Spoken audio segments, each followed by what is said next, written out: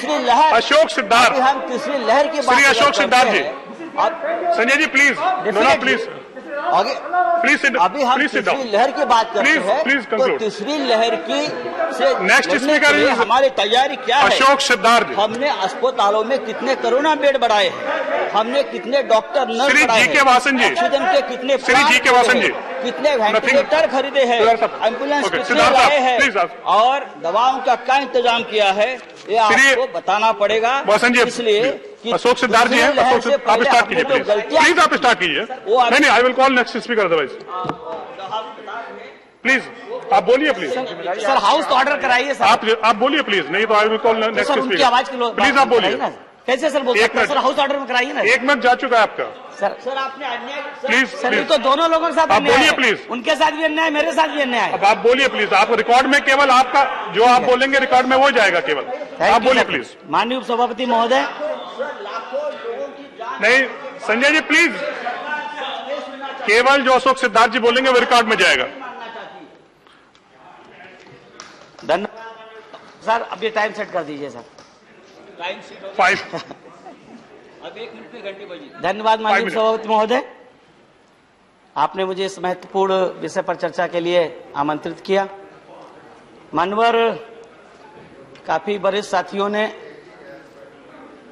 इस कोविड जैसी वैश्विक महामारी पर अपने विचार रखने का काम किया।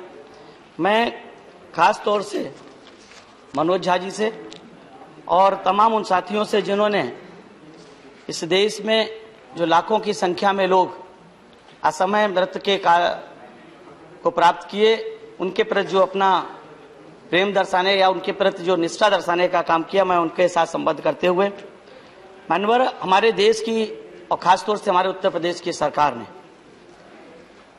अपने मैनेजमेंट को इस तरह से टीवी और अखबारों के माध्यम से दर्शाने का काम किया कि जैसे उत्तर प्रदेश में सब ऑल इज वेल है, लेकिन सच्चाई इसके एकदम विपरीत है। सच्चाई इसके एकदम विपरीत है। मैं स्वयं इस बात का गवाह हूं। मेरी पार्टी के राज्यसभा के सांसद माननीय राम जी, उनके भाई इस कोविड महामारी में इस वजह से एक्सपायर हो गए कि ना उनको दवाइयां मिली, ना उनको प्रॉपर अस्पताल मिला। मेरे अपने खुद भाई के ब्रदर इन लॉ, मैं पूरी रात कानपुर सीएमओ से लेकर के कानपुर कलेक्टर तक को फोन करता रहा, किसी ने फोन उठाने की जरूरत नहीं समझी और कोई जवाब नहीं। अंततः 1 बजे रात में उनकी मृत्यु हो गई।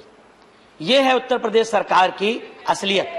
और उस सरकार को हमारी पार्टी की राष्ट्रीय अध्यक्ष आदरणीय बहन जी ने समय समय पर ट्वीट के माध्यम से, प्रेस के माध्यम से कितने बार ये बात बताने का काम किया कि हमको पार्टी लाइन से ऊपर उठ करके हमें गांव के गरीबों में और खास तौर से माननीय उत्तर प्रदेश में जो पंचायत के चुनाव हुए, उन चुनाव को टालने की अपील हमारी नेता आदरणीय बहन जी ने की। और नहीं, उसके बाद भी 6 चरणों में चुनाव कराया गया, जिसमें मतलब सैकड़ों की संख्या में कर्मचारी मर गए उसमें, और उन कर्मचारी ड्यूटी में कोविड, और उनकी गिनती नहीं हुई। उनके परिवारों को ना तो मुआवजा दिया गया और ना ही उनके परिवार के किसी बच्चे को नौकरी देने का काम किया है सरकार ने। अपना समय आया तो वो सुप्रीम कोर्ट ने अलाउ क्या कर दिया है? आप काउंट तो करिए उनको। जब आप बोल लीजिएगा, आप भी बता दीजिएगा। अभी मैं बोल रहा हूँ, उसी पे बोल रहा हूँ। अशोक जी आप चेयर को एड्रेस करिए उधर। आप बैठे प्लीज, सीधा आप बैठे प्लीज, आप बैठे प्लीज।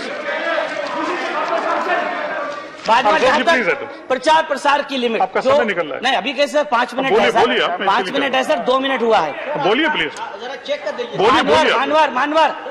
मानवर जहां तक प्रचार प्रसार की बात है, प्रचार प्रसार की बात, मानवर आप प्रचार प्रसार की बात है तो पेट्रोल पंप पे जया जी प्लीज प्लीज। अशोक जी का टाइम जा रहा है इसमें। अशोक जी आपका टाइम जा रहा है, आप बोलिए प्लीज। कर रहे हैं आपको डिस्टर्ब, आप बोलिए प्लीज। सर प्रचार प्रसार जहां तक पेट्रोल, जैसा कि मनोज जी ने कहा, पेट्रोल पंप पे बाहर बोर्ड पे लिखा मुफ्त राशन, मुफ्त वैक्सीन, ये सब प्रचार हो रहा। मानवर सबसे बड़ा दुख तब होता है जब आदमी कोई उस समाज से ताल्लुक रखता है, दलित हो खासतौर से, या महिला हो, पिछड़ा हो। अभी कल की तारीख में हमारे देश के यशस्वी प्रधानमंत्री जी ने जब ये कहा कि दलित मंत्रियों को सुनने के लिए कोई उनके नाम सुनने को तैयार नहीं, महिला मंत्रियों के नाम सुनने को तैयार। सर इसी प्रचार प्रसार क्या हो रहा? प्रचार प्रसार के माध्यम सुन लीजिए जरा। आप दलित नहीं होंगे, इसलिए आपको दर्द नहीं होगा। बोलिए प्लीज। No disturb please. ये कहा कि दलित मुख्य मैंने मंत्री बनाए, उनका नाम सुनने को कोई तैयार नहीं, विपक्ष में महिला बनाई उनको सुनने को तैयार नहीं, या फिर आदिवासी बनाए उनको तैयार नहीं। मैं ये जानना चाहता हूं कि दलित क्या, सुनिए पूरा सुन लीजिए। दलित, आदिवासी और पिछड़े, जब ये अखबार में निकलता है कि किसी दलित के घर में किसी नेता ने खाना खाया, तो उस जो दलित समाज से ताल्लुक रखता है उससे पूछिए उसे कितनी पीड़ा होती है कि 73 साल के बाद भी आज दलित के घर में खाना खाना आज भी सुर्खियां बनती हैं। क्यों? क्या उसमें उनका राष्ट्रीय संविधान में अधिकार नहीं है मंत्री बनने का? अगर उनको मंत्री बनाया जा रहा, कोई इसमें एहसान नहीं है। तो इसलिए प्रचार प्रसार में ये सरकार चाहे उत्तर प्रदेश की सरकार हो चाहे केंद्र की सरकार हो, प्रचार प्रसार में व्यस्त रहती है। जहां तक कि मैं कहता हूं कि हमारे जो पूर्व के स्वास्थ्य मंत्री जी थे, उन्होंने कहा कि नाइट कर्फ्यू और ये लॉकडाउन जो लगाया गया था, जो वीकेंड लॉकडाउन, वो कारगर नहीं है।